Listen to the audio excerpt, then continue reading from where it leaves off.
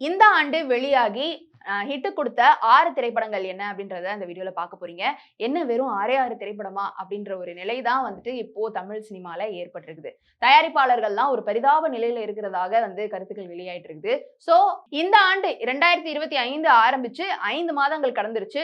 பல படங்கள் வெளியாயிடுச்சு. ஆனா அதுல ஒரு 6 படம் மட்டும் தான் ஒரு நல்ல ஒரு ஹிட் குடுத்த படம் அப்படின்னு சொல்றது ரொம்ப கொஞ்சம் மனசுக்கு சங்கடம் குடுக்கக்கூடிய ஒரு விஷயமா தான் பார்க்கப்படுது. ஸ்டில் 5 மாசத்துல 6 படம் அப்படின்னு இன்னொரு பக்கம் நம்ம பெருமையாவும் பார்த்துக்கலாம். ஆனா நெறைய படங்கள் வெளியாயிட்டு இருந்தது இல்லையா? இன்ஃபாக்ட் பெரிய பட்ஜெட் மூவிஸ் கூட கொஞ்சம் ஃப்ளாப் ஆகி கல்லா கட்டாம போன நிலையுமேவும் ஏற்பட்டிருக்குது. இதனால புரொடியூசர்ஸ்லாம் ரொம்ப சோகமான ஒரு சூழ்நிலையில இருக்கிறதாக தகவல்கள்.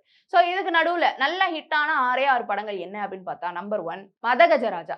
இது ரொம்ப வருடங்கள் கழித்து வெளியாச்சு. ஸ்டில் இந்த படம் வெளியாகி நெறைய பாசிட்டிவ் ரிவ்யூஸ் வந்துச்சு. அண்ட் மணி வைஸுமேவும் நெறைய அவங்க வசூல் பண்ணிட்டாங்க. Number 2 good bad ugly. Good bad அக்லிக்கு என்னதான் ஒரு நெகட்டிவ் ரிவ்யூஸ், என்னப்பா இது ஒரு ஃபேன் பாய் மொமெண்ட்ட படமா எடுத்து வச்சுட்டு இருக்கீங்க அப்படின்னு சொன்னாலும், கல்லா வைஸ் நல்லாவே கல்லா கட்டியிருக்குது. ஸோ விடாமுயற்சி அஜித் அவர்களுக்கு கொஞ்சம் டவுனா இருந்தாலும், குட் பேட் அக்லி நல்லா தூக்கி விட்டுருச்சு அப்படின்னு சொல்லப்படுது. நம்பர் 3 பிரதீப் ரங்கநாதன் அவர்களுடைய டிராகன் திரைப்படம். இதுவுமேவும் நல்லா வசூல் வாங்கியிருக்கு. அண்ட் 4வதா மணிகண்டன் அவர்களுடைய குடும்பஸ்தன் திரைப்படமுமேவும் சூப்பர் டூப்பர் ஹிட். 5வதா சசிகுமார் அவர்கள் நடித்த டூரிஸ்ட் ஃபேமிலி.